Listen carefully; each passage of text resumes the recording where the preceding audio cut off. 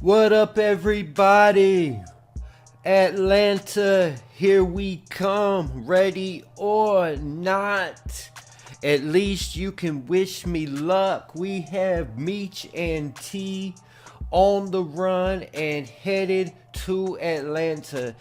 Now, if I would have seen this a week ago and seeing Terry go into Atlanta with Meech, I would have been surprised and caught off guard. But I wasn't expecting them to head to Atlanta this soon on this episode. But when it did happen, I did expect Terry to go with him because I just watched the D Meeks Vlad interview earlier this week, and D Meeks said that Terry did go to Atlanta with Meech when Meech first went. See, in the documentary and everything you hear, you don't hear anything about that. So that was my first time hearing that T went to Atlanta at the same time when Meech did at first at the end of 1989. So that gets us to our current timeline where we are at right now, the end of 1989. There is a major cocaine drought throughout the United States as the Colombian pipeline is beginning to be dried up after a series of major busts. We have Big Meech. He was just shot 3 times by Lamar. Lamar is alive and free. Detroit isn't safe. T had to go and get Meech out of the hospital right in the nick of the time before Lamar shows up to finish the job. Detroit is no longer safe with Lamar being on the loose. On top of that, Terry just had a driver, Denise, get caught with 5 keys on the way to Lansing. And she is most likely, or at least the brothers feel like that she is most likely going to talk that she has no loyalties to the Flannery brothers. On top of that, she has a son she's trying to support who is in college. So she's going to try to do anything she can to get out of prison. She's saying that that is not hers. She's ready to tell on whose it is. But she called Terry and he told her just to don't say nothing until your lawyer gets there. To make problems worse, those 5 kilos that Denise was just busted with and was just seized by the police was fronted to T by Boom. Boom is Marquisha's husband, who is another major cocaine trafficker in the Detroit area, and he was already threatening Terry before any of this happened. So it's not even going to be safe for Terry to come home until he can pay Boom off his debt with interest, and if it takes too long, with interest plus, because Boom was already telling him he runs a cash bar. He don't have an open bar, meaning he don't front no workout. On top of that, it's a drought, so he was really doing Terry a big favor, and he was telling Terry he's not playing with him. So Terry's life is in danger. On top of Meech from Lamar, we got Terry, who is in debt to Boom. And we also seen, on top of being in debt to Boom, we just gone seen Terry before heading to ATL saying, I got some business to take care of.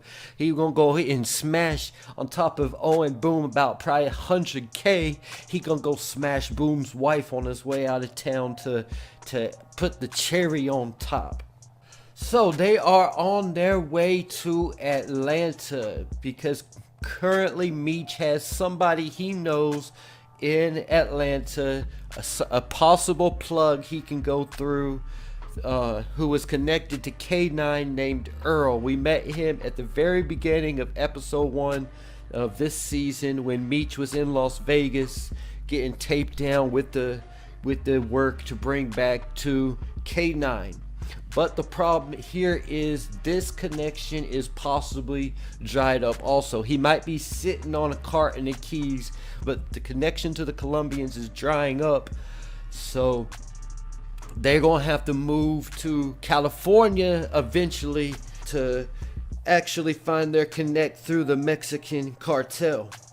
they possibly have another friend in Atlanta that we haven't met yet. As far as I know, that I heard Meech bring up his name, Ty Washington, because I do know when they did go there, they had a friend from Detroit who was staying in Atlanta, and that's probably who Meech went to live with when he first Meech and Terry went to live with when they first got down there.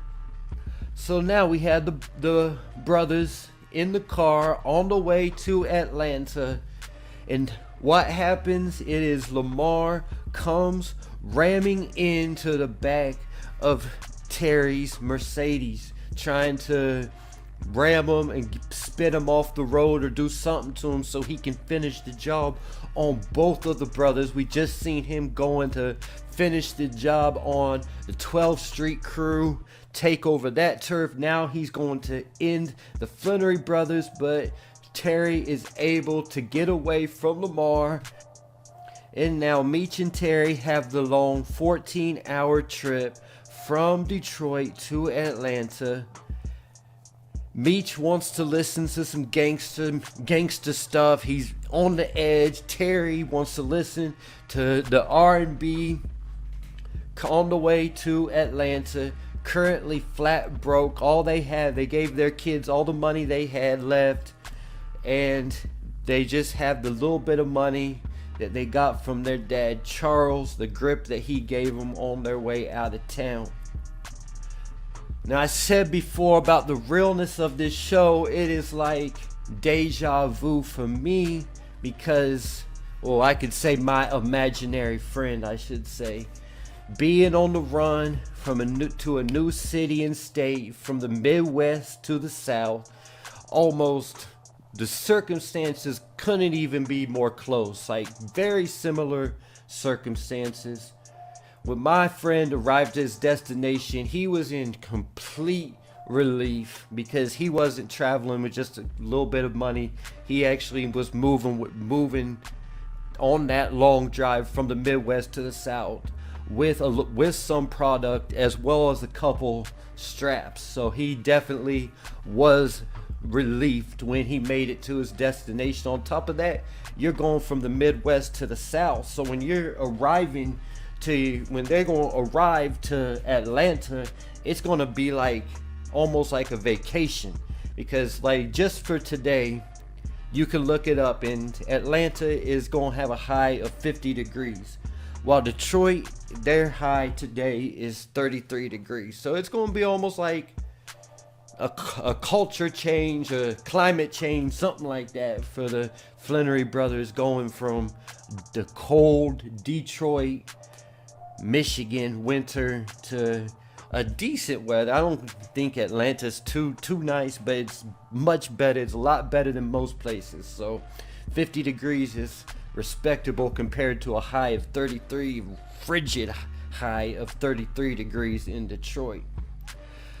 But for my boy, things got worse before they got better. He sold the weight in no time, the product he showed up to the new place with in no time.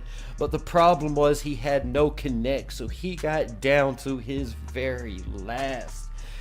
But after a few months, things started turning around.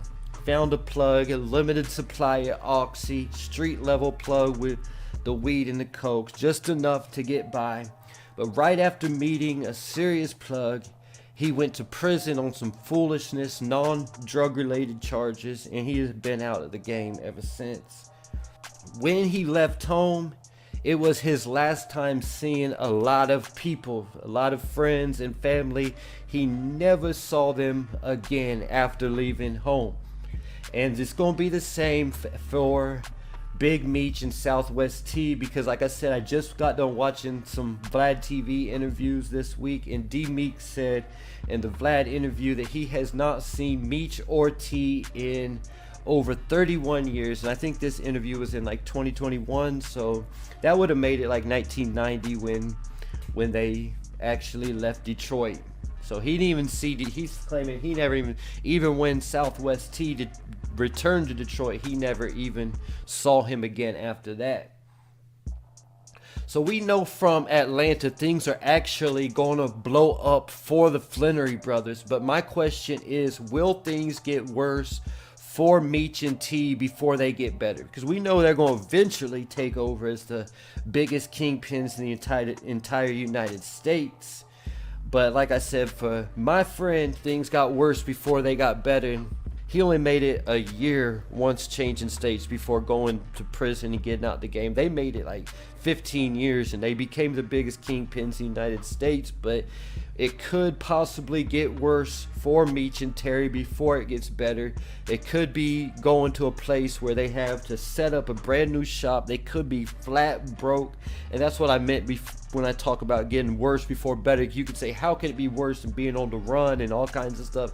Because at least in Detroit, as bad as things were, they had money in their pockets. They were able to survive. When they get into Atlanta, they're on their last already going to Atlanta. They already don't have no product. They have the little bit of money that ain't even enough for re-up money. That's like survival mode for a couple weeks at most. The money their dad Charles gave them. So they're going to be in immediate survival mode, trying to figure out how they're going to get by when entering Atlanta. And we know Meech will stay in Atlanta permanently, and Terry will eventually head back to Detroit until around 2000 when moving to LA. So my final question is, when will Terry move back to Detroit? And it's going to have to be based upon two things. Denise's case is going to have to get resolved, and we have Michelle, who is a paralegal. She's going to go in there and represent Denise, by what it looks like. So I don't know how this is going to go, but it's possibility that Denise is going to be able to beat this case based upon the fact that it might have been an illegal search. I'm not sure, but I feel like she'll at least beat this case, or at least Terry's going to be in the wind where she's not going to be able to involve him, and she's just going to have to eat these charges. On top of that, before he comes back, like I said, he is in debt to Boom. So he's going to have about 100,000. So they're going to have to hustle up and really come up big in Atlanta before he is able to move back to Detroit, so he's able to pay Boom off his debt. Otherwise, you're going to have to see Terry when he goes back to Detroit. That might be the scene we see him in the original trailer when he's riding with that tech, and he might be going to take off Boom so they don't have to pay him back his debt, because in real life Boom survived it. He ends up going to jail, I think in like 92 or 93. So I don't think we're going to have to wait that long before Terry moves back to Detroit, but it's possible. I'd say anywhere between 6 months to a year, but it could be a couple more years. There's no real telling where this timeline is going to actually be at. So there you have it. The Flannery brothers are now on the way to Atlanta, leaving Detroit in the rear view mirror. Leave your thoughts in the comments.